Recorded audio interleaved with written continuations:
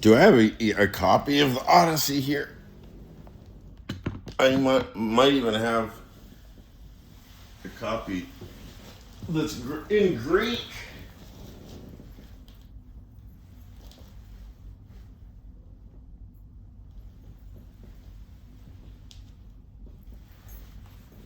Odysseus. That's the way Constantine pronounces it. Odysseus. The Odysseus.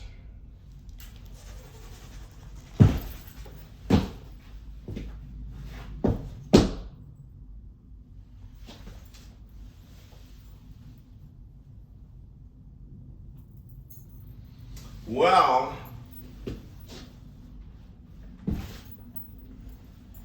Christopher Nolan has made the Odyssey. Oh no. Is that okay? Well, straight,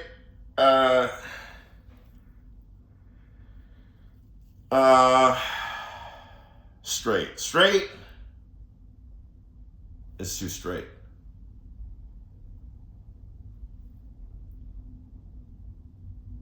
The music was square, except for the very end. There's like an electronic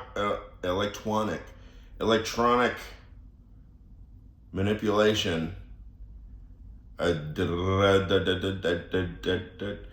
that kind of funksterung, like funksterung, but like spectral warp intraflange phase combust. Anyway, it was, yeah, I mean, the end was good. That like synth tweak was good. But did they do it in English? See, look, Mel Gibson set the standard. And also, who? Bellucci and Caviezel. And there were others. They all had to speak Aramaic. In the, what's it called? The Passion of the Christ? The Mel Gibson movie?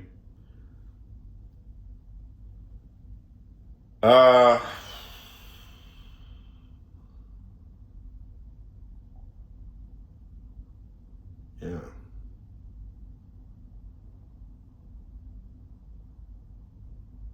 So then you do the Odyssey in English, and I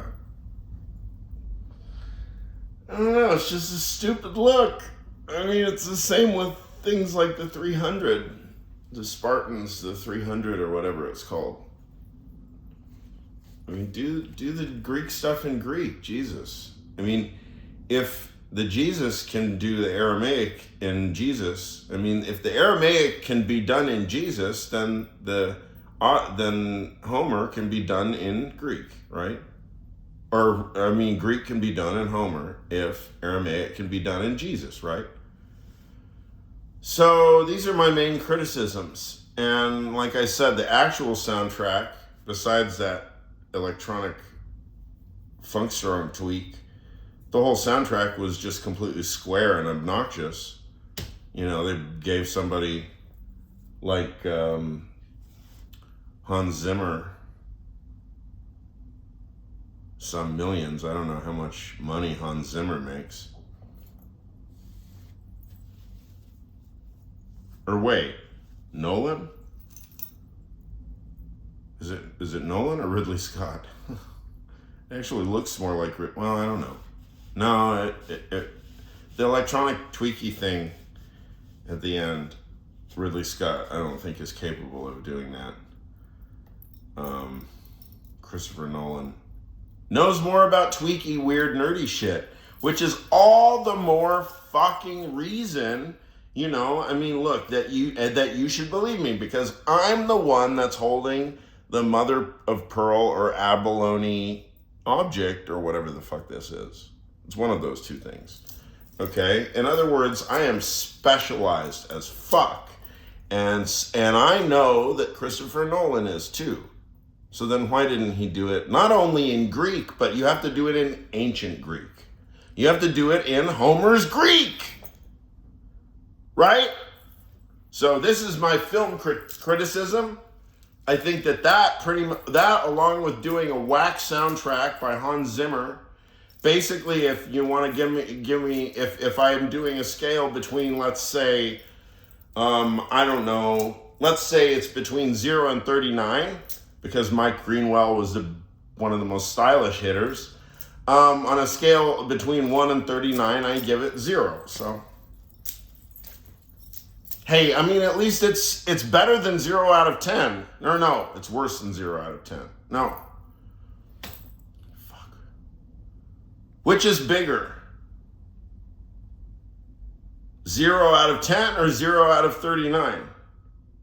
Come on, this is participation YouTube channel. I have expressed, I hope I've made it clear to you guys that I'm relatively illiterate myself mathematically. And so I need your help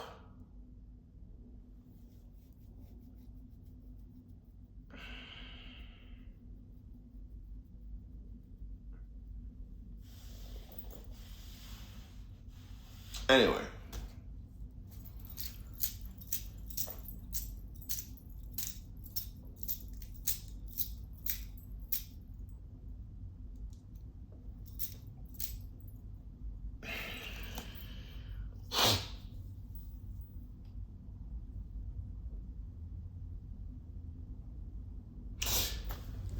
There's some sense in which my question is important. I mean, look, because you could consider it in a combinatoric sense, in a permutatoric sense, in a set theoretic sense.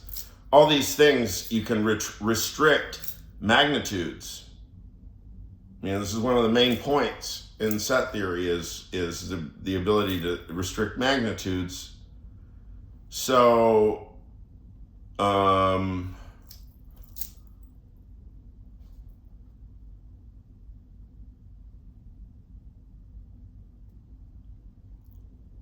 you know, you got a relation between a number of magnitudes. I mean, maybe you have 10 objects, you've got the concept of 0, maybe you have the concept of 10 also.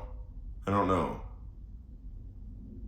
I mean, I'm not much of a set theorist, but I at least know that those things are in play. So I just don't know whether or not it's a more harsh review to give it 0 out of 10 or 0 out of 39 to the Odyssey, but whichever is the worst or the harshest, that, you know, in like the set theoretic sense, then I'll just choose that one. For the two reasons, that the soundtrack is square and the language is wrong. Bye-bye. Thank you for your attention to this matter.